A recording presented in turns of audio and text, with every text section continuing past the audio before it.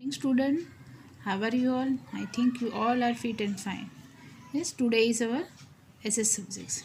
Let's start with the chapter number 6. Open your textbook. तो आज हम चैप्टर नंबर 6 मुगल एम्पायर करेंगे. Mughal empire golden age and downfall. ठीक है. तो Jalu family went on a tour to Delhi. Jalu का फैमिली दिल्ली टूर पे जाते हैं. Palak give the album of snaps taken during the tour to our class teacher. तो पलक थी, उसने जो अपने हम लोग जाते टूर पे तो कैसे फ़ोटो खींचते, तो फ़ोटो खींच के अपने टीचर को बताया जो वो टूर पे गए थे तब. He showed it to the student. और टीचर ने क्या किया, वो जो पिक्चर्स जो उन्होंने लिए थे वो सारे स्टूडेंट्स को बताए. One question was written under each picture. हर एक क्वेश्चन एक पिक्चर के नीचे लिखा हुआ था. Looking when one of the pictures student asked teacher a question, why is this lady in the picture pulling the chain of the bell. तो एक पिक्चर को देख के स्टूडेंट ऐसे पूछते, नीचे जो आपको दिख रहा है ये पिक्चर, ठीक है, क्यों ये लेडी ये बेल बजा रही है. ऐसा पिक्चर देखा तो क्यों बेल बजा रही है, तो उसका क्वेश्चन मैं आपको बताती हूँ. ठीक है. The teacher answer that this picture gives a glimpse of the system of justice during the Jahangir period. Teacher ने क्या आंसर दिया कि जहांगीर का पीरियड था, उस टाइम पे जो राजा थे, जहांगीर जब राज करते थे, तो उस टाइम पे उनका जो एक झलक मिलने को, न्याय का जो न्याय देते थे, कोई भी गलत काम करता न्याय, तो वो एक झलक देखने को मिलती है. तो वो टीचर ऐसा आंसर देते, पिक्चर को शो ऐसा करता है कि वो बेल बजाते, जिसको भी प्रॉब्लम होती तो वो बेल बजाते हैं, तो बेल से राजा भारत है उसको न्याय मिलता है, जो भी प्रॉब्लम होती है उसकी सॉल्व होती है.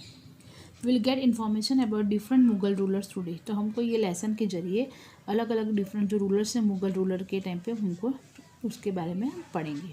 ठीक है. तो ये जैसे ये लेडी है तो घंटी बजाती है, ऐसे बैल बजाती, तो राजा भारत है जहांगीर, और इसको जो प्रॉब्लम होती है तो वो उसको शेयर करती है, उसको पूरा न्याय मिलता है. राइट. तो इसका पिक्चर का मीनिंग ये है. Now, after the death of Akbar, the most powerful and influential ruler of the Mughal dynasty, Jahangir ascended the throne of Delhi.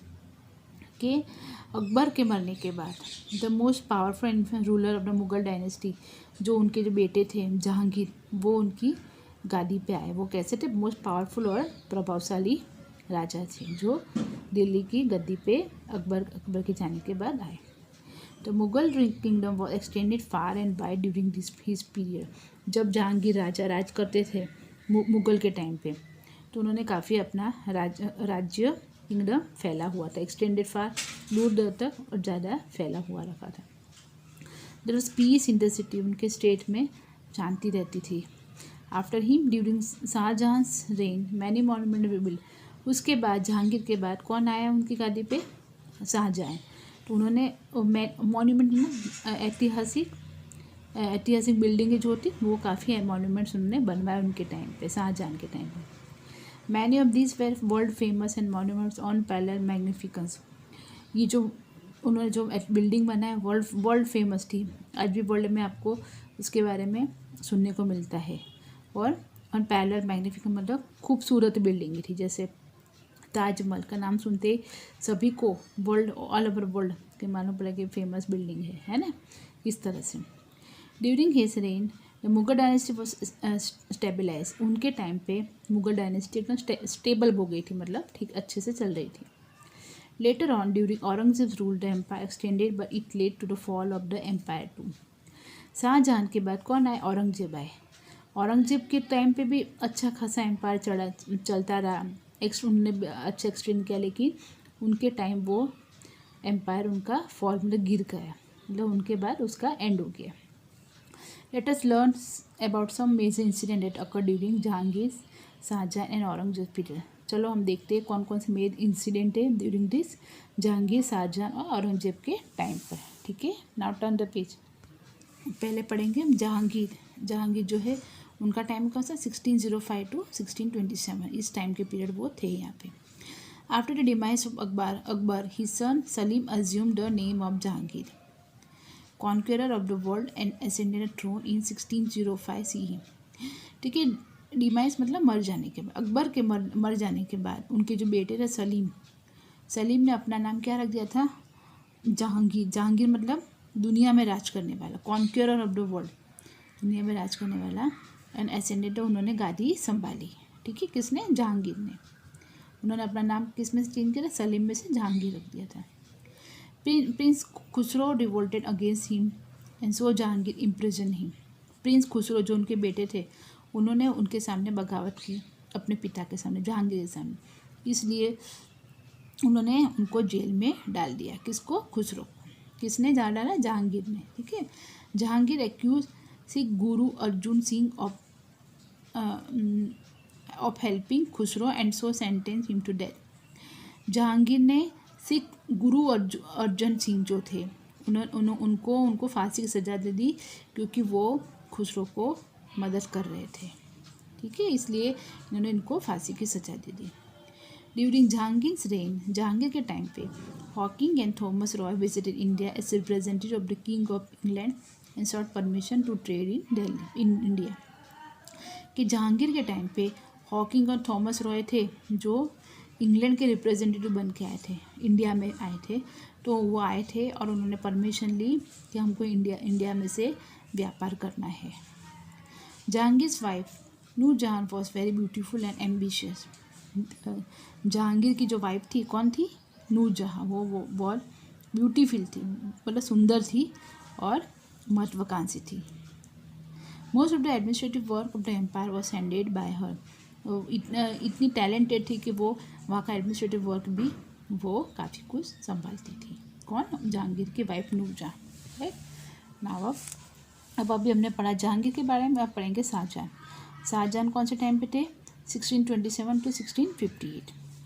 Shahjahan believe that agriculture is fundamental to the prosperity of a nation. उन्होंने क्या सोचा? ये शाहजहां की क्या वो क्या सोचते थे कि कंट्री को, नेशन को बढ़ाने के, राष्ट्र को बढ़ाने के लिए हमको एग्रीकल्चर में ज़्यादा ध्यान देना चाहिए, मतलब खेती बाड़ी में हमको ज़्यादा इम्पोर्टेंस देना चाहिए, तभी हमारा देश आगे बढ़ेगा। So he gave primary importance to agriculture and continued with Akbar's land revenue system. इसलिए उन्होंने एग्रीकल्चर को, खेती बाड़ी को ज़्यादा इंपॉर्टेंस दिया और अकबर जो लैंड रेवेन्यू सिस्टम था उसको भी कंटिन्यू किया। ही appointed honest and hardworking officer. उन्होंने अच्छे, ईमानदार और मेहनती आदमियों को अपॉइंट किया जो ये सब देखभाल कर सके। Shahjahan establish new city near Delhi and named it Shahjahanabad. Shahjahan ने एक न्यू सिटी दिल्ली के पास में बनाई और उसका नाम क्या लिखा? Shahjahanabad.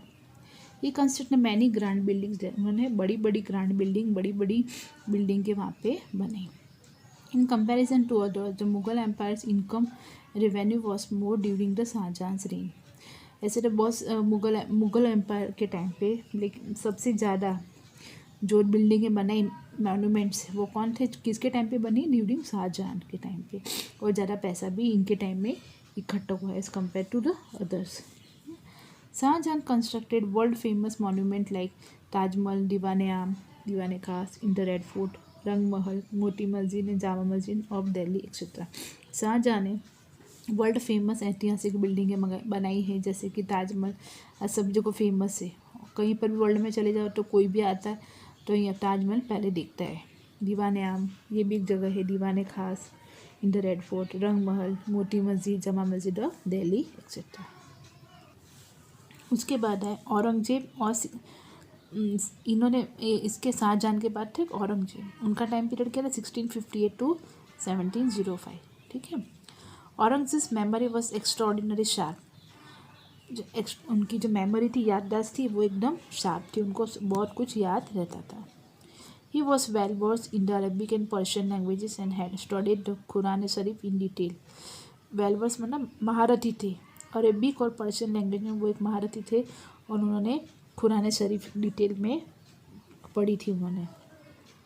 Aurangzeb dislike art, music and painting. Aurangzeb को आर्ट या म्यूज़िक या पेंटिंग, ये सारी चीज़ें उनको पसंद नहीं थी। Veer Durgadas waged a prolonged war with Aurangzeb for 25 years in order to free Marwar. Veer Durgadas से उन्होंने 25 साल तक, बहुत लंबे टाइम तक औरंगजेब के साथ लड़ाई की, मारवाड़ को फ्री करने के लिए।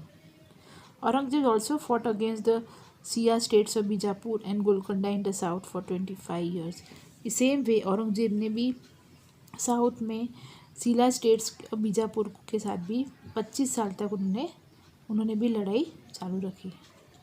इन Maharashtra, Shivaji establish the Maratha kingdom in south India and had constant conflict with Aurangzeb. उसी तरह इन महाराष्ट्र में भी शिवाजी ने मराठा किंगडम एस्टैब्लिश किया साउथ इंडिया में और कंटिन्यूसली औरंगजेब के साथ लड़ाई कर रहे थे। The Jats and Sikhs too revolted against Aurangzeb. Jats और सिख थे, उन्होंने भी औरंगजेब के खिलाफ लड़ाई लड़ी और उन्होंने भी बगावत कर दी थी। Now next page. After knowing about some of the incidents that occurred during the rule of Mughal emperors Jahangir, Shahjahan और Aurangzeb, now let us learn about their social life and administration। हमने देखा कि हमने उनकी incident कौन कौन से incident होते उनकी लाइफ में मुगल एम्पायर के, जहांगीर, शाहजहाँ, औरंगजेब के। अब हम पढ़ेंगे उनकी सोशल लाइफ और एडमिनिस्ट्रेशन के बारे में। राइट नाउ सोशल लाइफ कैसी थी उनकी। Society was based on the feudal system during the Mughal era. तो इनकी सिस्टम मुगल इरा के टाइम पे सोसाइटी फ्यूडल सिस्टम पे बेस्ड थी। The king and his courtiers led a life of pleasure and luxury.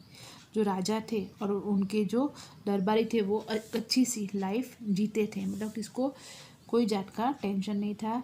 सब लोग आराम से अच्छे पैसे से, सबके पास तो मतलब अच्छी संपत्ति से सब लोग अपना जीवन गुजारते थे during the Mughal era. The emperors and armies were fond of expensive clothes and jewellery. जो राजा थे सम्राट और वो आर्मीज जो थे उनको एक्सपेंसिव महंगे महंगे कपड़े और ज्वेलरी बहुत पसंद थी। Abdul Fazl has written that about 1000 expensive garments used to be made for the emperors every year। Abul फजल जो थे उन्होंने अपने बुक में लिखा था कि करीबन 1000 गारमेंट्स एक्सपेंसिव यानी महंगे गारमेंट्स यूज टू मेड वो बनवाते थे एवरी ईयर, हर साल राजा के लिए, एम्परर सम्राट के लिए वो लोग 1000 गारमेंट्स बनवाते थे एवरी ईयर।